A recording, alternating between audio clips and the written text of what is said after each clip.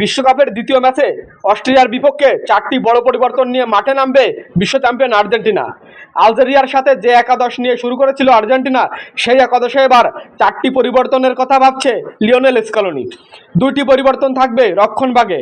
Gonzalo মন্টিয়েলের জায়গায় শুরু থেকে খেলবে নাহুয়েল মলিনা এবং লেফট ব্যাকে ফাকুন্দো মেদিনার জায়গায় শুরু থেকে খেলার জোর সম্ভাবনা রয়েছে নিকোলাস ট্যাগলিয়াফিকোর।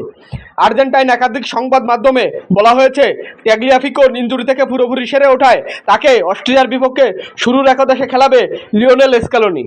তাছাড়া আর্জেন্টিনার মিডফিল্ডের অন্যতম ভরসা লিয়ান্দ্রো পারেদেস ইনজুরি থেকে পুরোপুরি সেরে ওঠায় তাকে শুরুর একাদশে দেখা যাবে বলে নিশ্চিত করেছে আর্জেন্টাইন সংবাদ মাধ্যম। তাছাড়া সবচেয়ে বড় চমক হিসেবে থাকবে জুলিয়ান আলভারেজের নাম। অস্ট্রিয়ার বিপক্ষে শুরুর একাদশে জুলিয়ান আলভারেজ থাকবে, এটা এক প্রকার নিশ্চিত। এই 4টি বড় পরিবর্তন নিয়ে শুরু করবে আর্জেন্টিনা, এমনটাই খবর পাওয়া গেছে একাধিক সংবাদ মাধ্যমে।